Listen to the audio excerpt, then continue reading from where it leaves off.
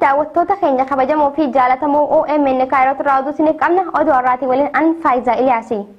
Godina Harargee Bahaa aanaa Gola Odaa magaalaa Minnootti loltoonni agaazii walitti bu'iinsa saba Oromoo fi Somaalee gidduutti uumameen Oromoonni 3 yoo ajjeefaman Somaalota daangaa cabsanii itti seenan irraa immoo namoonni 8 ajjeefamaniiti jiran. Loltoonni agaazii tumsa warra Somaalotaa irraa dhufanis 8 battalumatti tumsa ummataatiin ajjeefaman dabalata gabaasa kanaatiif dammaqaa nagaasaa.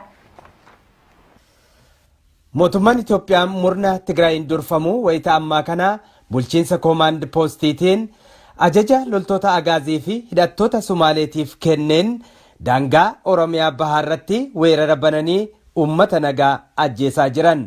Haaluma kanaan godina Harargee Bahaa aanaa Gola Odaa magaalaa Burqaa Tirtiraarraa kiiloomeetira muraasa fagaattee magaalaa Oromiyaa daangaa Somaalee irratti argamtu magaalaa Miinoo irratti lola bananiin Oromoota nagaa 3 kaleessa ajjeesanii jiran.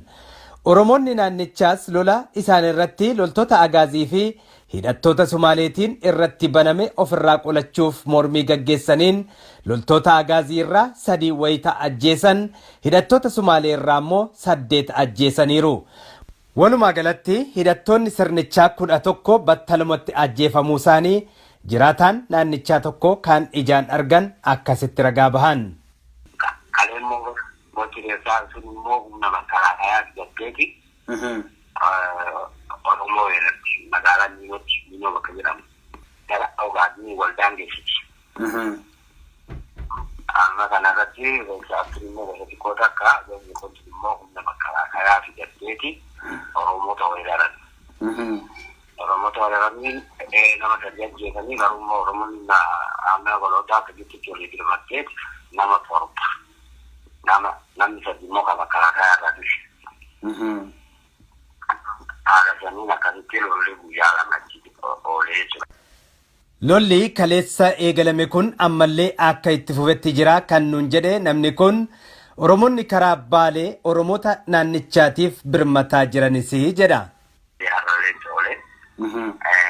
Gargara ammoo gara warri gamana bittanillee birmataa jiran gara Baalee irraa. Saniif immoo Oromiyaa amma uummatumatu ofirraa ittisuudha. Tarkaanfii uummataatu fudhate jechuudha ofirraa ittisuudhaaf. Uummata huban qabnee dhuftee weeratti. Humni sun immoo mootummaadhaan deeggaramtuudha. Nama 3 ajjeesnaan Oromootarraa Oromoonni jirtu aanaa Gola Odaa walitti fudhattee lola san irratti dhaqee Sumaalurraa nama 1 ajjeestee makaraa'aa irraallee nama 3 jechuudha. Karaa qabatamaa ta'aa walitti jiru. Waliigalatti immoo mitillee immoo 11 ajjeesan jechuudha walumaa gala.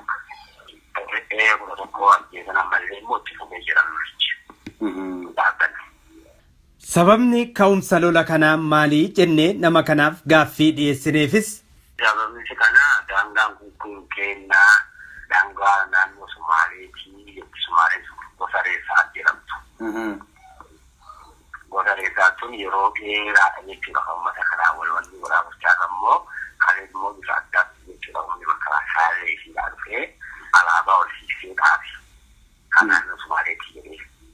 Amma kana jennaan uummanni illee caal jedhanii gammoon caal jedhanii uummata irratti immoo dhukaasni barame. Uummanni morminaanii uummatarraa namni 3 du'e. Ta'e jedhaniituma kana godhu mootummaan kun ta'e jedhee waan kana godhaa jira jechuus itti fakkaatu.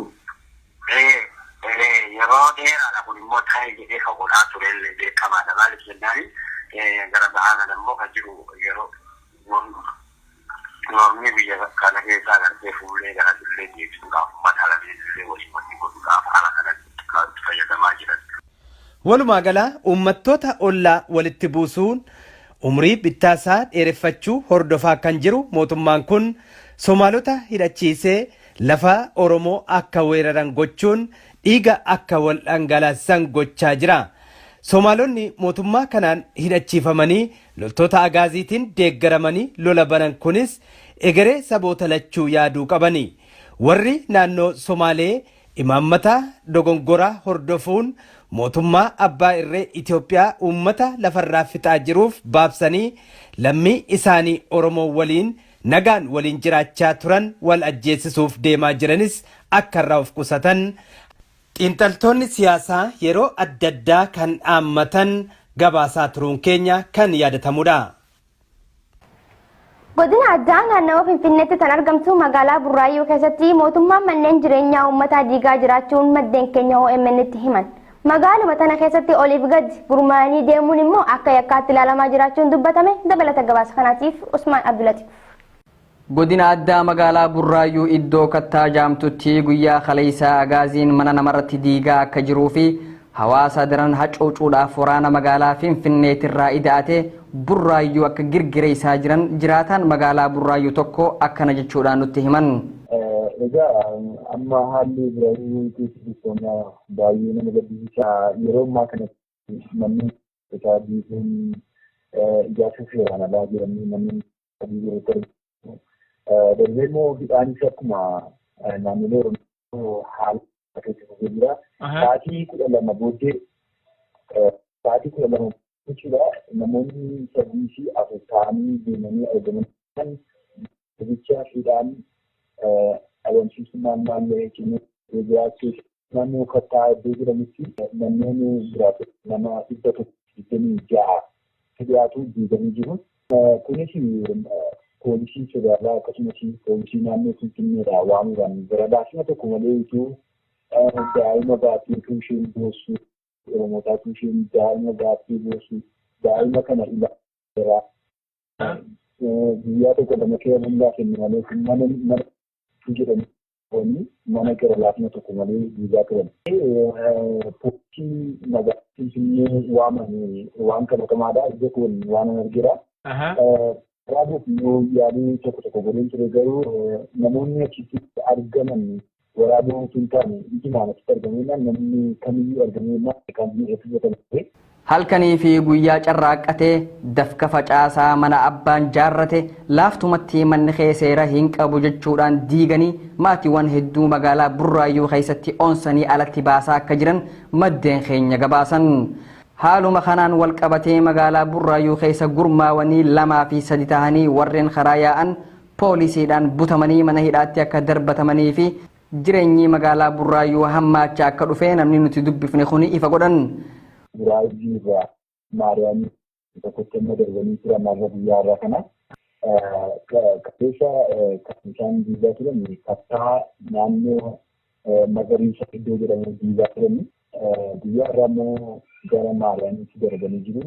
Haalli amma Burraayyuun akka walii galaatti mana nyaataa tokko dhaqan wayyaa sibiilii uffatanii federaal poolisiin agaazii maal akka jirutti mana dhugaatiif mana bunaa maal irra gadhiifamanii jiru. Galgala immoo qabamuma malee abaluu gaa jira. Galgala qabamuma isaa malee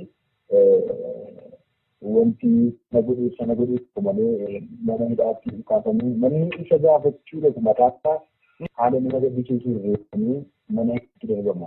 Guyyaa har'aatis Burraayyuma keessaa bakka Maariyaam jaamtutti bobbahanii gocha isaanii gara jabeenyaan raawwachaa akka jiranii fi akkasuma guutuun Oromiyaa roorroo tana usanii akka ifirratti hin dhaggeeffanne roga hundaan kaanii akka qabsaawan namni nuti dubbifne kuni ida'anii dhaammatan.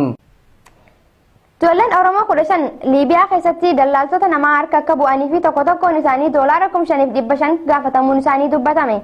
Ijoolleen tunniin gariin isaanii barattoota yuunivarsiitii irraa mormii yeroo ammaatiin wal qabateen kan baqatan hoggaa ta'u uummanni Oromoo biyya alaa jiraatu maallaqa dallaalonni gara jabeeyyiin isaan gaafataniif isaaniif kaffalu lubbuu isaanii akka baraaraniif yaamicha godhaniiti jiran. Dabalata gabaasa kanaatiif Daani'eel Bariisoo Areeri. Baqattoonni Oromoo 15 rakkinama Oromoo irra gahaa jiru jalaa baqachuuf jedhanii biyya Liibiyaa keessatti dararaa hamaarra bu'aneeranii. Ijoollee Oromoo 15 kana keessa intalti durbaa tokko keessatti kan argamtu yoo taatu 14 hafan ammoo ijoollee dhiiraati. Ijoolleen Oromoo osoo baqatanuu gammoojjii keessatti daldaltoota ilmaan namaa harka bu'an kunneen garii isaanii barattoota yuunivarsiitii akka ta'anillee yeroo garasitti bilbille nuuf himanii jirani. Ijoolleen Oromoo kunneen gammoojjii keessatti shiftoota nama daldala harka akka bu'ane shamarreen Wallagga Lixaa Aanaa Beegitti dhalattee fi Liibiyaatti ijoollee Oromoo 15 walii ugguramtee jirtu Biraanee Baacaa akkanaan Oromiyaa miidiyaa neetworkitti himteerti.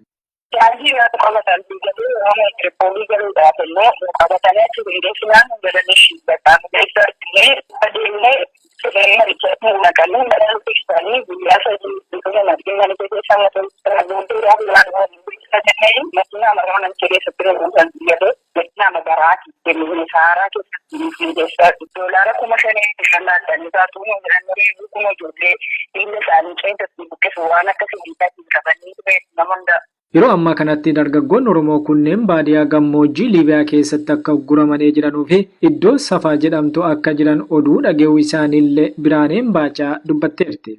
Ijoolleen Oromoo ugguraman kunneen garii isaanii erga ugguramanii guyyoottan 12 kan guutanii fi ji'oota 4 kanneen ugguramanii akka jiranuu fi walumaa galatti ijoolleen Oromoo 15 bakka tokkotti ugguramanii akka jiranu Biraaneen Baacaa dabaltee himteerti. Ijoolleen Oromoo 15 Liibiyaa keessatti ugguramanii jiran kunneen ijoollee harka qalleessaatii fi biyyoota alaa irraa kanneen firoota hin qabne akka ta'anillee dubbataniirani.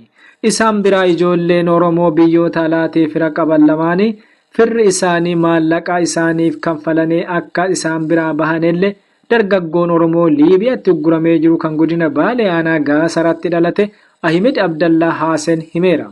Mee sila adoo isin gargaaranii namoonni Oromoonni biyya alaa kun isin gargaaree jedhe karaa kam isin gargaara maal jedha warri isin ugguree jiru kun? Maallaqni walitti guurame dallaalaatu jira. Dallaalaan iddoo Oromiyaadhaa hambitee warri Wayyaaneen bakka Sudaan itti dhufe dallaalaan fuudhee jira. Dallaala sana irratti maallaqni bu'aa kafalaaf jira. Wantoonni kafaleef jarraati gara baharaa markaba dhabbii wuceessifti gara gamaa. Wuceena nagaan hin baana. Ummati namni lama ijoolleen Oromoo kan biraatiin nagaan jettee jirti. Nama baay'eetu deemee jedhee jirti. Nukufa keessatti hafee. Ijoolleen lamaan sun baan ijoolleen lamaan deeman sun akkamiin deeman? Jarri maallaqa warraatti wuceef alaafira qabdii qabalaniif dallaalaan. Ijoolleen Oromoo Liibiyaatti harka nyaaphaa bu'anii ugguraman 15 kunneen dhalattoota godina Baalee Aanaa Gaasaraatii fi dhalattoota godina Wallagga Lixaa Aanaa Beegii akka ta'an nutti himaneerani. Ijoolleen Oromoo Liibiyaatti harka nyaaphaa bu'anii ugguraman kunneen Ahmed Abdallaa Haasen, Taajuddin Aadaam, Yusuf Tamaam, Abdurrashiid Usmaan, Yunus Ismaa'eel Goobanaa, Muhammed Abaadir Maammaa fi Miftaa Abdulqaadir dhalattoota godina Baalee Aanaa Gaasaraa fi naannoo sanii yoo ta'anu Jibriil Huseen Mujaahid Alii, Biraanee Baacaa, Muusaa Halkanoo, Huseen Nagaa'oo, Muhammed Mustafaatii fi Haaruun Kadir Waayyuu fa'aa ammoo ijoollee Wallagga Lixaa Aanaa Beegiitti dhalatan ta'uu isaanii dubbatanii jirani.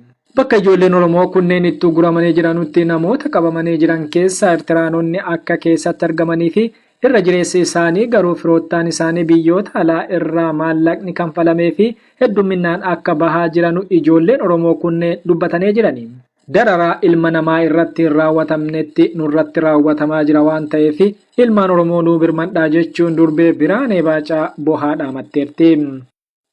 Waan nurra gahaa jiru waan dhala namaarra gahu kan boositti machuu hin danda'u.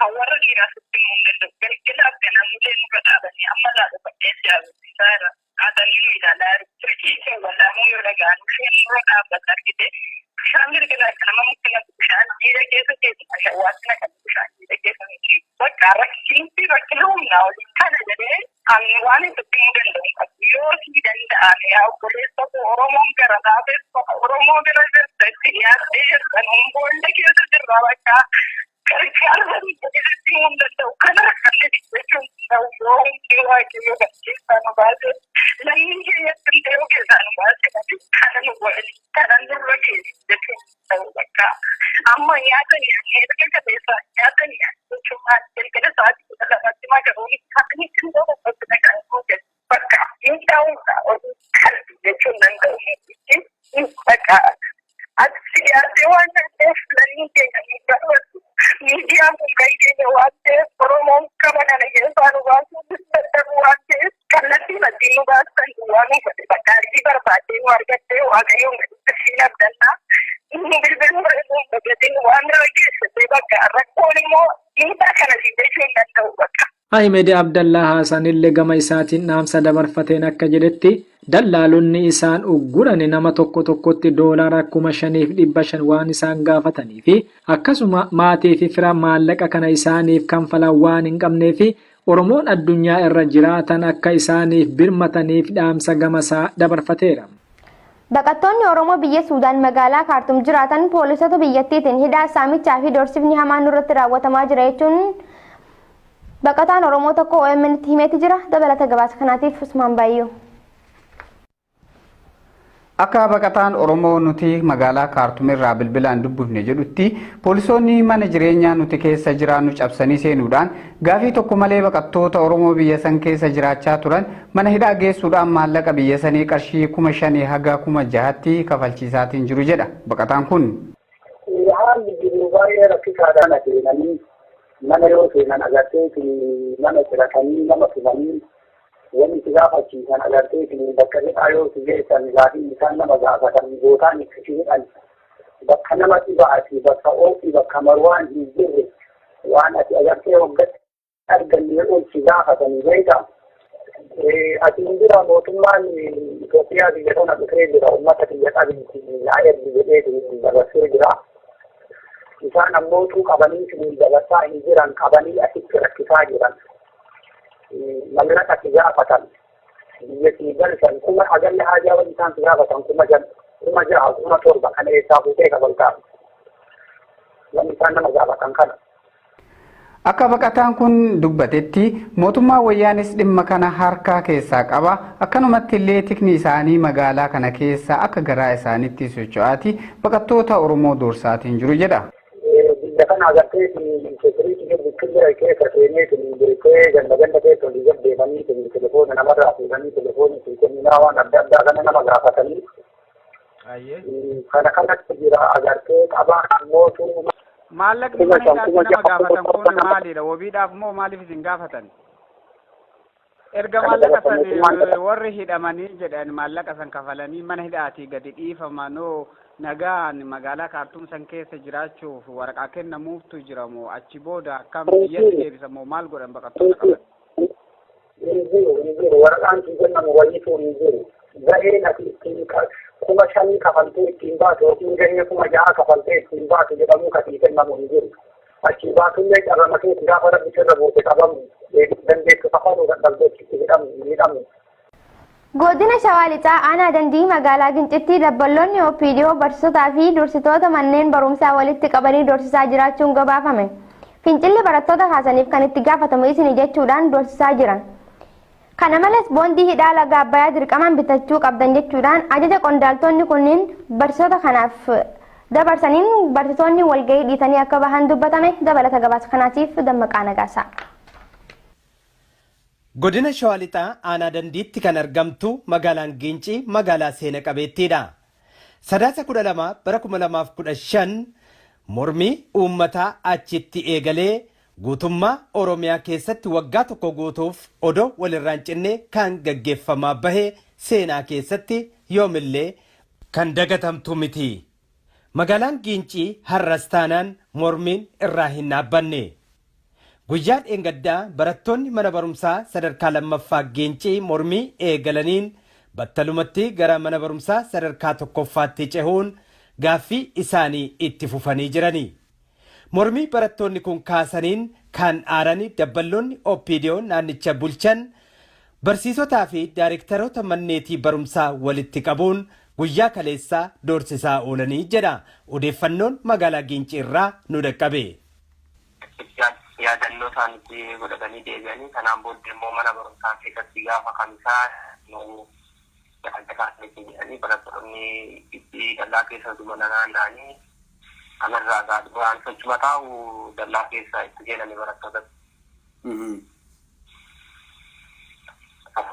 Barattoonni haaluma keessa taa'anii dallaa keessa dadee seenanii hiddiidhaan dadee seensisan.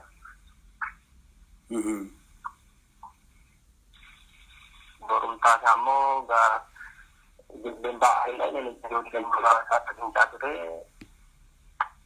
Sochaaluma kanarraa kan ka'e immoo sanbata keessatti waamanii achuma sadarkaa lammaffaa keessatti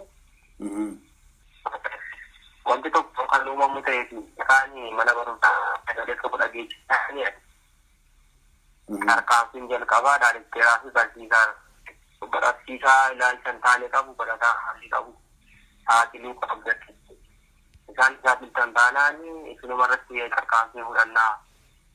Kana malees jedha namni kun boondii hidhaa laga Abbayyaa ilaalchisee ammas barsiisonnii fi daariktaroonni kun dirqamaan bitachuu qabdu jedhanii doorsisuu eegalanii jedhe. Walgahii kanarratti wayitaa dabballoonni OPDO akkaataa kanaan doorsisuu eegalanii barsiisonni battalumatti walgahii kana dhiisanii bahanii jedha. Dhumarratti immoo egaa walgahichi bifa kanaan goolabamee yeroo darbe Oromiyaa keessa naannaa isaan girbaa hidha guddichaa moo waan jedhan gadi baasanii deeman. Isin ofitti fudhannee ganna baranaa'ii amma immoo akkaataa hojjetaan keessanitti barsiisaan isin jala jiru ammallee hidha guddicha kanaa fi gumaacha kanaan jiru qaba. Ofiisa manatti mariisisaadhaniitu illee kaasanii jennaan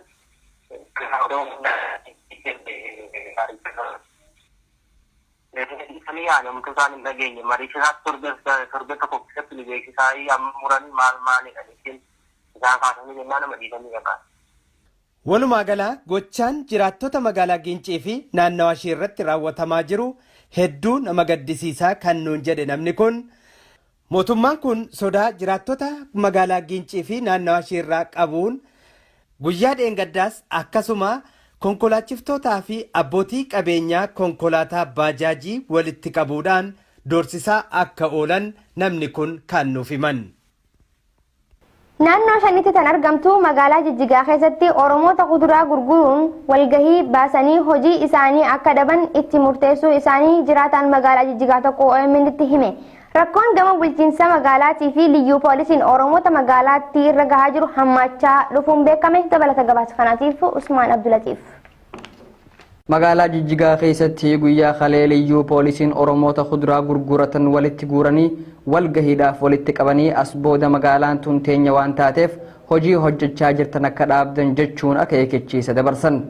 Guyyaa har'aan tanaatirraa jalqabee hanga guyyaa 15tti midhaan ol kuufattan cufaa gad baaftanii akka gurgurattan guyyaa isinii kanname kana keessatti dhadhawattanii hojiirraa akka qulqulloytan jechuudhaan gara laafina tokko malee haawwan kanarratti labsa baasan.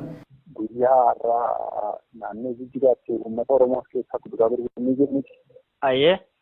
Isaan kana beekanitti kuduraa gurguruun hundeessanii bukaara keessaa kan qalban nama guyyaa 15tti lafa gurguradhaa isaa godhanitti gurguruun hundeessan kana beekan. Uummatuma keenya keessaa ta'e uummata Oromoo keessaa tokko gaafate akka walgeessi bakki jiru Itoophiyaa keessa bakki inni itti dhalan Itoophiyaa keessaa akkamitti akka lammii lammaffaatti ni ilaalamna. Maalummaa jecha akkamni irratti raawwatan akka lammii lammaffaatti maaliif ilaalamu. Uummanni keenya ari'atanii uummanni biraatti nutti dalagachuu danda'a jedha. Bakki kan keenyadha jechuun irra jiru kan keenyadha. Kanaafuu waan isin gashuun qabu. Sana Oromiyaadha. Naannoo Oromiyaa deemaa falmaa kan uffannoo dandeessanitti kanaafuu 15tti wanta kan bukaa keessa gurguradhaa fixaa kana godhameetu dalaga ta'edha. Walgahii san irratti namni tokko ol ka'uudhaan biyya keessa jiru tun Itoophiyaadha. Biyyuma takka keessatti lammii tokkoon dalagadhaa tokkoon ammoo hin dalagatinaa jechuun akkamitti tahajaanii wayita hogganoota marii gaafatanitti deebisaa isaanii afafaan jeeysanii gara jabinaan murtiitti murteessan. Dararaa fi hidhaan jiruu Oromoota magaalaa Jijjigaa jiraatanii daran cimaa akka dhuftee namni nu dubbifne kun himan. Wanni darbee ture namoota callisanii uummata Oromoo kan ta'e malee dhaabbii duraa jiran maqaa isaanii adda baafatan malee nama hedduu jedhamee jira. Magaalaa keessatti immoo uummanni Oromoo waa gurguruu hin danda'u. Gurgurachuu hin danda'u magaalicha keessatti daldaluu hin danda'an baay'ee rakkisaadha. Dhumarratti oduu gaddaa.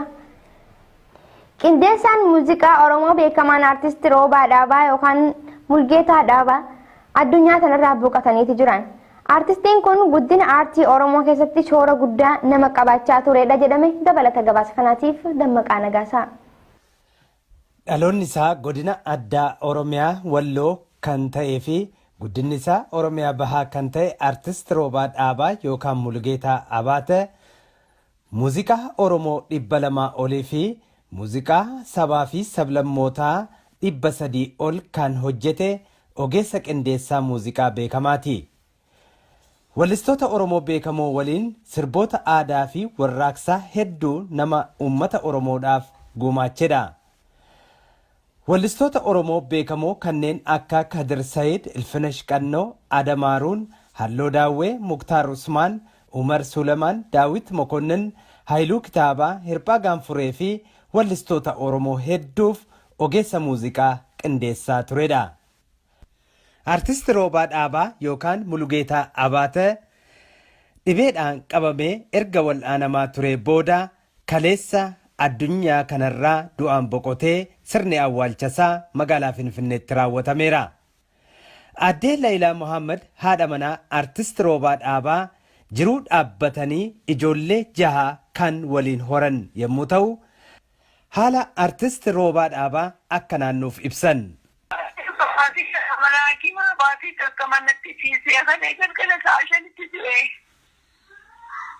Maali hukumni isaa? Dhukkuba abbaa golbee to'annaan sanii qaamaniin jeesisi. Baatuma takka dhukkubsate? Akkasi. Baatii 3 baatii 2 mana hakimaa baatii takka manatti weega mana hakimaarraa alaas qafa dablee waajifa bitannee manatti gallee baatii tokkoof mana matti ciisee nama du'e. Baatii 2 moo hakima ture. Maatii qabdu Addee Laayilaa waliin? Ijoollee 6 waliin qabna guddaan amata 23. Finfinnee waliin jiraanna gaa'ee. Yoo maalirraayyuu akkamiin qabame mee haaluma isaayyuu seenaadhuma isaayyuu mee naa ibsaame?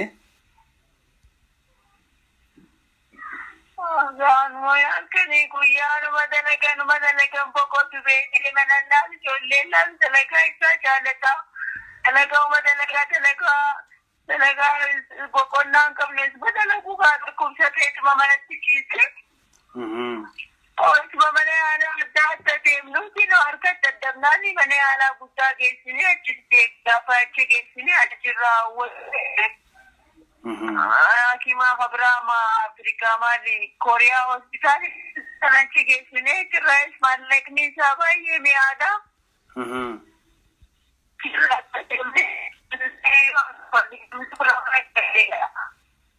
Manatti gallee manatti baatii tokko guutuu ciise. Mana yaalaattis hin deemne akkasitti manumatti du'eewu. Egaa Roobaan keessattuu aartii Oromoo guddisuu keessatti nama seenaa guddaa qabuudhaan nutis wayita dhageenye hedduu rifanne akka malee gaddine. Egaa mee haaluma kanarra hojuma kanarra ture hanga ammaatti? Hanga dadhabee siree qabatuma dalaga. Uffatee ka'ee qaama isaa dhiqatee ijoollee karaa dalagaa deema manatti ciisuun jaalaga afaan du'ee irraa dhiisaa jaa dalagaa. Suma dalaguu of ilaalin osoo guyyaa takkan boqotiin gaafaan du'ee boqodde keessuma guyyoo hojjetu kanas fakkaatee amma. Maaliif haalli inni itti dhukkubsate maaliif uummatatti hin ibsamne maaliif hin dhaga'amiin hafe nama akkasitti seenaa guddaa qabu? Dhageema biyya keessatti miidiyaa adda addaan dhageehan warri Amaariffaatis warri Oromifaatis namu dhagee dubagaa nama kana dirqitti guroonni jettee ittiin himtu namu dhageehan hangi nu laale hangi dhageenyees hin dhageenye gaa. Amma wayita dhukkubsate kana gargaarsa yaala odoo yaala argateera ta'e kana caala yaalatu argateera ta'e akkamii kan irraa hafuuf ta'a ture?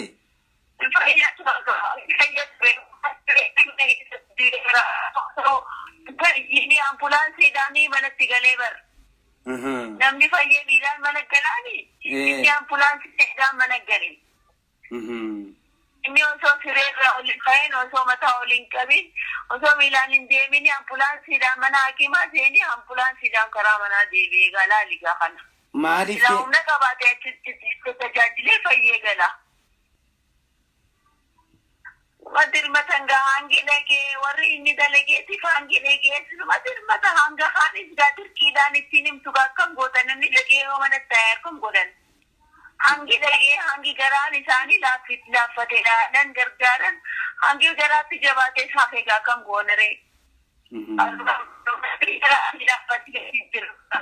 Bile sinjuru namanne gafate sinjuru Akka quunnamtii warra biyyaalaa hojii nama tokko hojii wal qubagamtu namnaaf isin bilbille.